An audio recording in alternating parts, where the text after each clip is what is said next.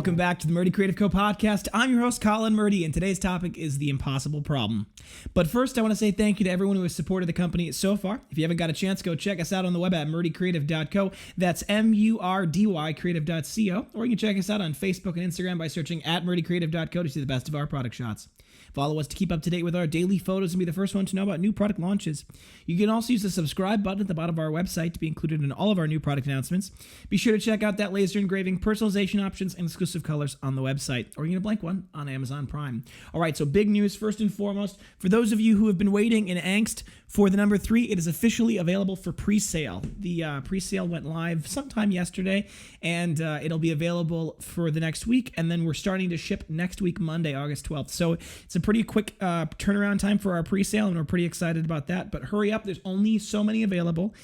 We only did a limited run in this beginning time here, so we're going to run out eventually, and they're going to go out of stock for probably a little while, and then they'll be back. But get yours right away. They're really the best design. It's actually quickly become one of my favorite of all of our products, which, to be honest, I'm quite surprised. I never thought anything would be able to beat out the number 2, but it's really quickly becoming my favorite. So that's very exciting. Also, if this is the first time you're hearing about this, we need to talk because we have posted on Snapchat, Twitter, Instagram, Facebook, and we sent out an email this morning. So if this is the first time you're hearing about this, we got to get you on one of our mailing lists just in case that you missed something other. We don't want to have that be the case. So be sure to subscribe to our mailing list on our website if you haven't. So today's topic is the impossible problem, and this actually was something I wanted to do a podcast on last week when it first dawned on me what was happening.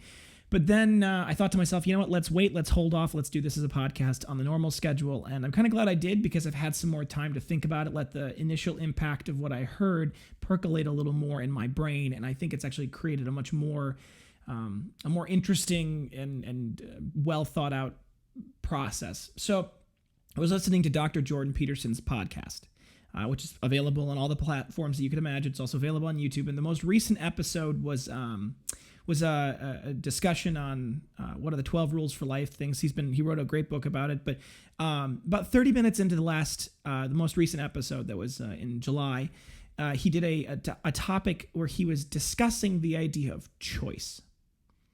And it got me really thinking, because one of the things he pointed out is that the reason why some of the artificial intelligence has struggled, he didn't point this out, I'm pointing this out, and this is a piggybacking on what he pointed out, but part of the reason why artificial intelligence struggles to mimic human behavior is we don't often know why we choose things. There are sometimes, like, for example, lunch, which is the example he uses, lunch. You have a million reasons why you could go to this restaurant or this restaurant. And if you had to brute force computate your way through each of those things, like, okay, do I want this? Do I want this? And if you had to think through all of them, you'd die of starvation before you made a decision, right? There's just too many different variables, and that's only with 2 restaurants. And there's infinite number of restaurants you could go to, basically, and there's things you could eat at home, and then so there's just too many different variables in the decision to eat something for lunch or to have something specific for lunch. And the classic example is, well, why did you eat that? Well, it was what I was in the mood for. Well, what does that mean, right? Like, how do you compute that? How do you figure out what that manifests itself? How do you program a computer to have a mood, right? So I think that's the idea of, well, that's what I was in the mood for, is actually just, it's a reflection of a much deeper motivation that we may not be able to comprehend.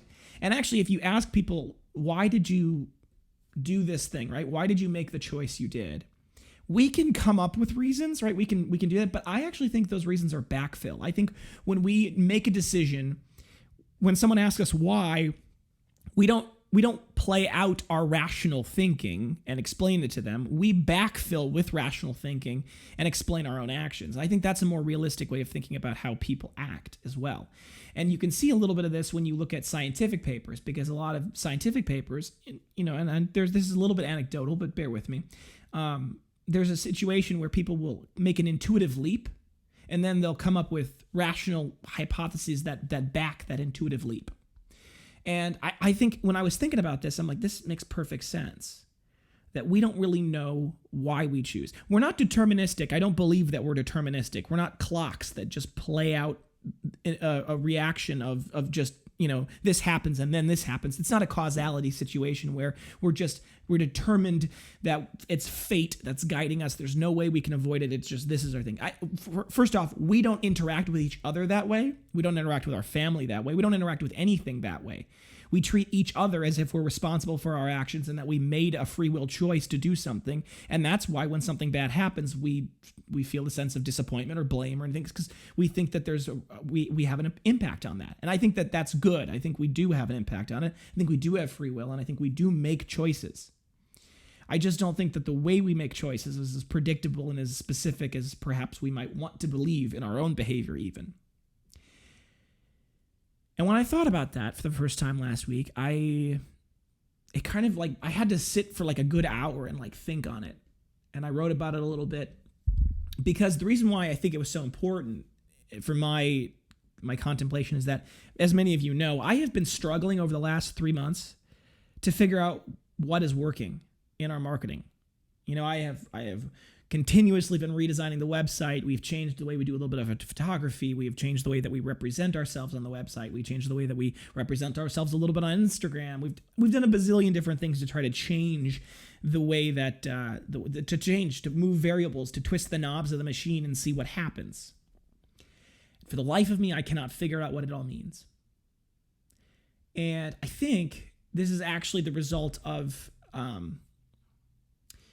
what's the right way to say it? I don't want to incorrectly state this, so give me a second. It's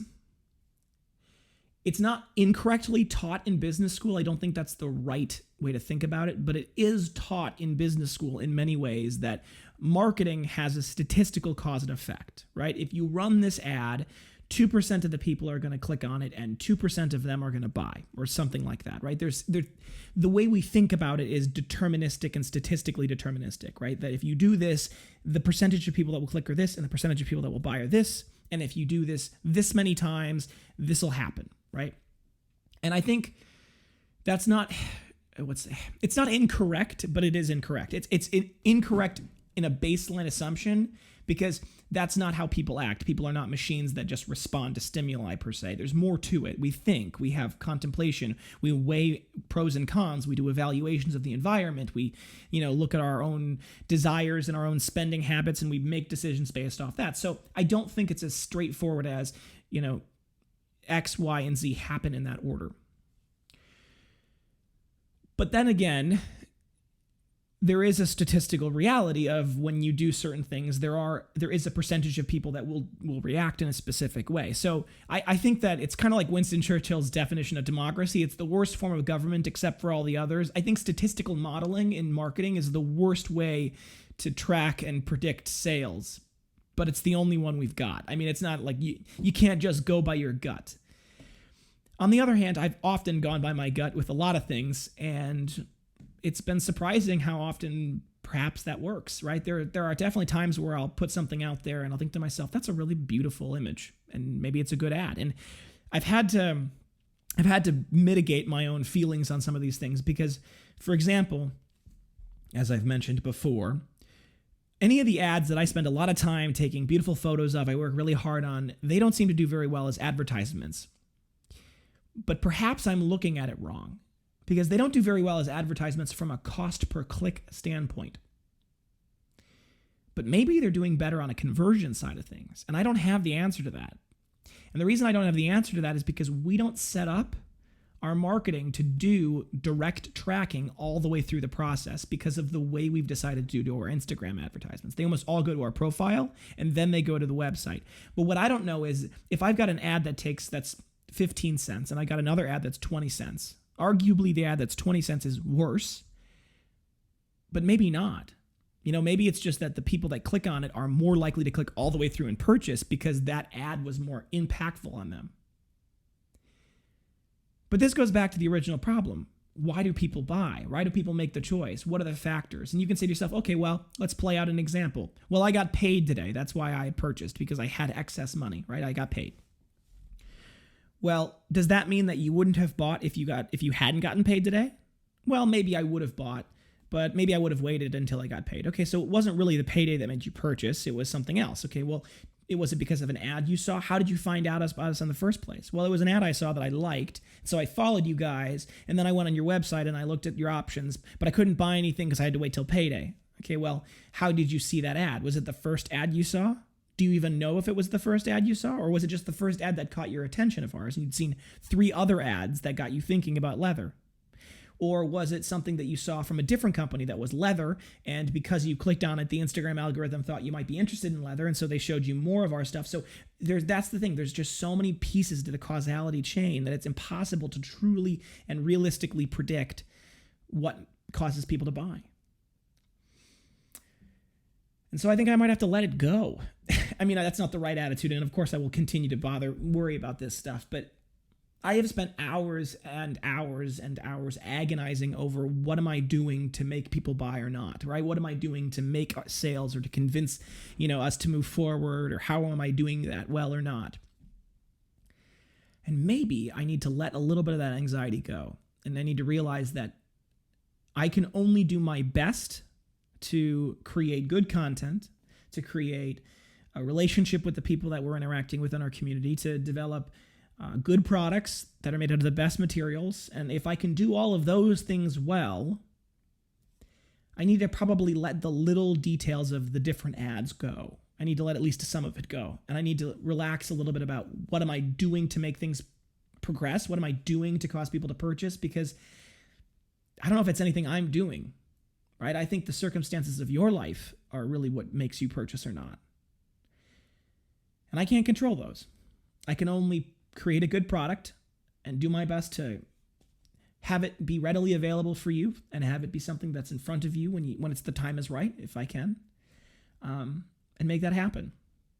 And, people always say, a lot of success is luck, and it's just being in the right place at the right time. And one of the best things I think I heard, I don't know where I heard it from, but one of the best things was being at the right place at the right time is the result of being at the right place at the wrong time a lot.